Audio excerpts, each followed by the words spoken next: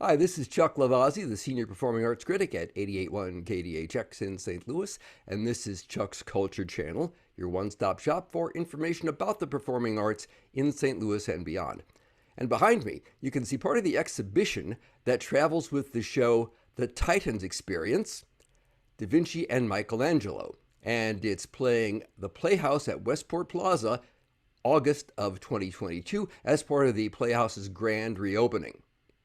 Going to be talking with the man who is going to be presenting this whole thing, Mark Rodgers. But before I do that, how about I give you a little idea about what it looks like? Check this out.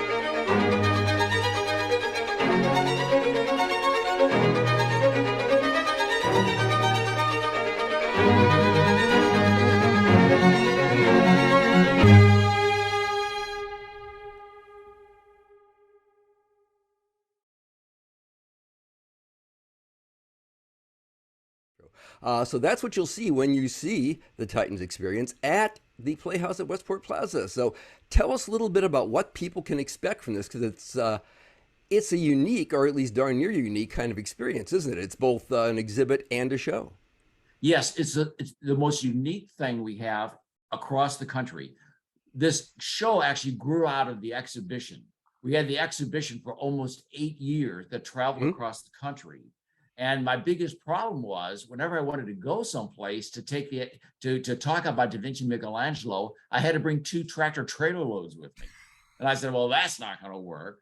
So we got this whole multimedia program put together that eventually became this off-Broadway production. And the most unique thing that they're going to see here in St. Louis is the reopening of the Westport Playhouse. It is Lenny out there and Leanne. They have put in a 40-foot wide video, high definition video screen. We have 146 images and videos and animations and movies that we go through during this presentation. And it literally, you will think that you're in the Renaissance. You will think that you are flying with DaVinci. It is so immersive. It is so unbelievable. And this is actually, out of the 10 years we've been doing the show, this is absolutely, we've been to some theaters that have had some pretty incredible media and pretty projections. Nothing beats this video wall. Wow. I cannot wait. But in addition to the video wall, which is so unique, is we're actually going to have the actual models from the DaVinci exhibit here for the people can walk through and interact. The unique part about this was since the pandemic and the shutdown, the entire exhibition was housed in a warehouse in downtown St. Louis. So we're actually today and tomorrow, we're actually moving all these incredible recreations of DaVinci's models that you can literally touch and move, and you can see DaVinci's dreams and come to life right in front of you. So this will be the first time anyone's seen these in a while then. Oh, 3 years. It's 3 years. And what we've put together, we've been out there all week adjusting the video and adjusting the sound and adjusting the screens. But the thing that I want to say, it is a nonstop presentation. There is something in this for everybody. We say, grandparents, bring your grandchildren. I mean, they don't need another pair of tennis shoes to put in the closet. We are going to change your life. It's my job is to bring these 2 500-year-old dead guys to life. Everything that they said, everything that they did was we use in our life today. They say there's DaVinci, most people don't know this, we talk about it during the show, he had over 44,000 drawings, can you imagine? Of which only 14,000 survived. And there's over 2,500 of his designs, inventions, and theories that we use every day in our modern day life.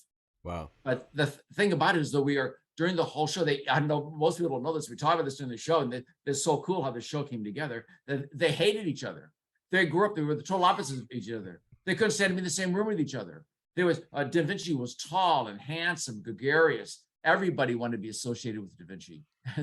They said he even sang beautifully.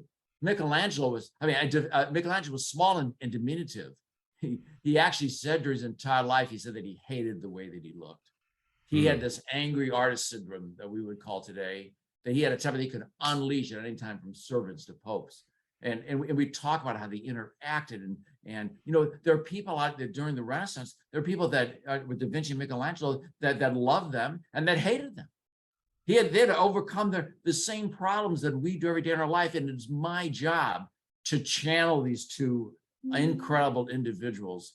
And if you, and I promise your audience, if they come by the show, I promise I will change your perspective. There's absolutely no way that you're going to leave our show and you're not going to look at the world differently. And if you don't, you know what? I failed. And I promised you I'm not going to fail. So why these two men specifically? I mean, they were both giants of the Italian Renaissance, but why them, and why the Italian Renaissance specifically? Well, it grew out of the exhibition. My brother and I were in the real estate business back in 2008, 2009. And a gentleman we were working to bring the first Ferris wheel to St. Louis. It's actually on our website. It's on our real estate website called RodgersGroup.com. Okay. And we were actually bringing it, and in 2008, you couldn't get anything done. And, with the money and the banks and everything. So what happened was I got a call from the gentleman that was with the Ferris wheel. It was called Imagine That in Las Vegas. And Rick Arbor, who's now my personal friend, he said, there's this exhibition out in Los Angeles that was brought over here by the Museum of Leonardo da Vinci in Florence, Italy, and the exhibit is doing terrible. And I said, well, why are you telling me that? And he said, well, I'm going to send it to you. I said, you're going to send what to me? He said, oh, we're going to send you the exhibition. And I said, I don't know anything about running an exhibition. He literally did. He sent us 2 tractor trailer loads of this exhibition, of which you can kind of see behind you, and actually is behind me. The picture behind me, they move over here, is the setup in Denver, our first time, and then they brought us back, which is the picture behind you. And you can see there that these models are in stands. And the most creative thing they did in Florence was, when we ship that, we actually unscrew the top and we flip it over, and the base becomes a container. Very clever. It's genius, really. So we got the exhibit here. We set the whole thing up. I didn't even know what it was. And we unscrewed the exhibit. We flipped them over. My brother calls me. He goes, what did we just do? I said, I have no idea what you did. I said, what are you saying? He said, we had no idea what was in those boxes before we opened them up and set them up. Chuck, we set up the entire exhibition, and I still had no idea what was in those boxes.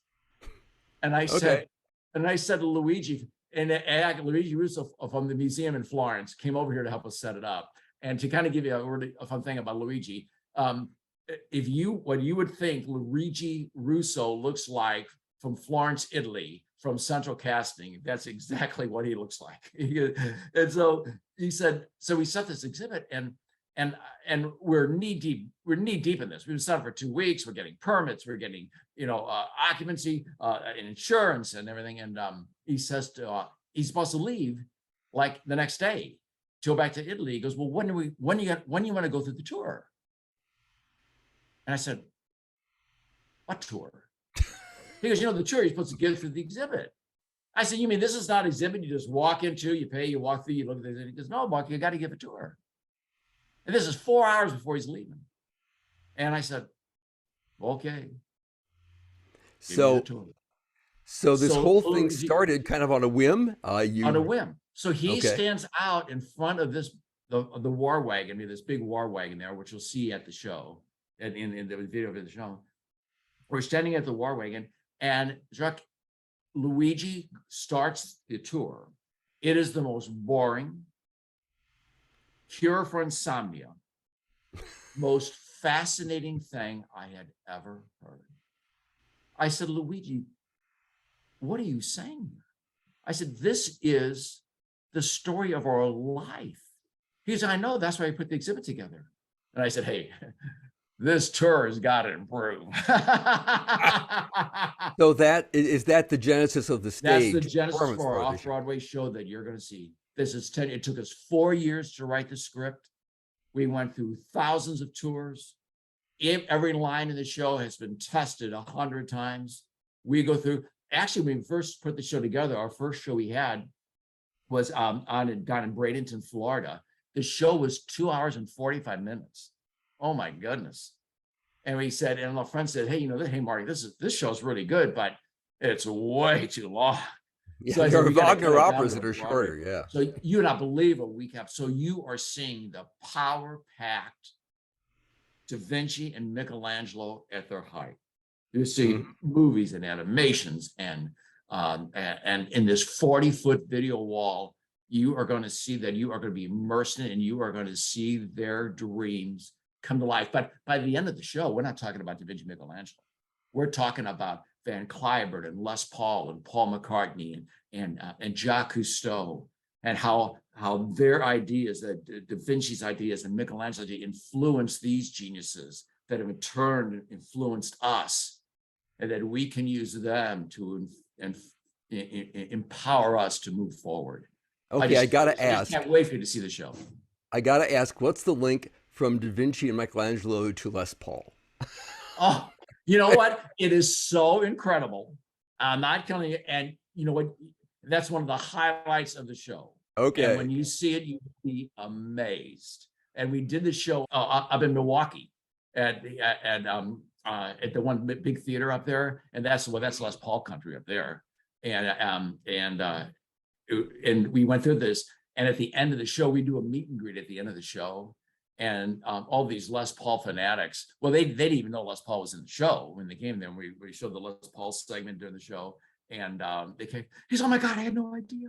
That is so incredible. How you brought that into how you brought that into today is really amazing. So yeah, you know what? Steven Spielberg, they said many years ago when Jaws came out, and they said, it goes, why isn't the shark on the poster? And you know what Steven said? Well, you got to pay to see the shark. Okay. So the show talks about these two giants of the Renaissance, and it shows how what they did and thought and said link up with the world today, basically how we live now. Absolutely. Right? And there's a bit at the end that I think you call something about your inner Da Vinci. Yes. That is something you don't want to talk about either? And that's part of what I alluded to a few minutes ago. But part of it is we want you to leave inspired. There's a Leonardo da Vinci inside of each and every one of us. And Leonardo da Vinci had 44,000 drawings. And, if we left there, and I inspired everybody in that room to come up with one. It was so cute at the end of the one show, and I forget where it was, at the meet and greet. The one lady came up and she said, oh, this is just so I just love it so much. He goes, after going to the show, you know what I'm going to have to do with my life? And I said, no. He goes, I'm just going to have to ramp it up. Take it to the next level. When you leave our show, I want you to say, hey, guys, I got to ramp this thing up. So really, part of the message is for us to recognize the creativity we all have within us, and maybe take a leap of faith and try to use some of that creativity. Absolutely. I got to say that message resonates with me personally because I'm a semi-retired actor, singer, performer, in addition to being a critic. So it really takes going out on that limb and saying, I may fall flat on my face, but if I succeed, this could be glorious. It could be. And just one thing, if we had one idea, if everybody out there had one idea, the interesting thing about it, what I always say to the young students that come, because we do master classes when we travel around the country or whatever, and he had 44,000 drawings, but only 14,000 survived. Mm-hmm. And we talk about that in the show, and I said, can you just think for a second, what in the world was in those 30,000 drawings that we lost? Yeah. And you know what our job is? Fill them in. It's our job to fill in those 30,000 that we lost. Okay. That is great. I mean, if people want to know what it's going to be about, that should do it. This sounds fascinating. It's going to be a big multimedia experience. It'll be here in St. Louis throughout August, and I think after that, maybe longer. Do you know? Yeah, Right we're now? already talking about. Let's see. We were up in Broadway. We did 100 shows off Broadway, Hmm. and we were there for 7 months prior to the pandemic, and then they just brought us back this last February and March, and we finished up. We finished up there March 11th. We had our 100th off Broadway show, and everybody says, and everybody asked me, it goes, "Are you unlimited run?" I said, "How long are you going to be here?" I said, "Well, as long as you keep buying tickets." That's what it is. If you come by the show Okay. and you keep tickets, we'll be around. If you don't, we won't. So I mean, it's So kind of it's pretty simple that way. it's your basic open-ended run, but at least through August. At Safe least through assumption? August. Okay. Absolutely correct. And if you look right down here at the bottom in the notes about this video, you'll see links to all the information you need, where to get tickets, links to the sample videos from the show, to the website, all that stuff. Just look down there. You'll find all of it.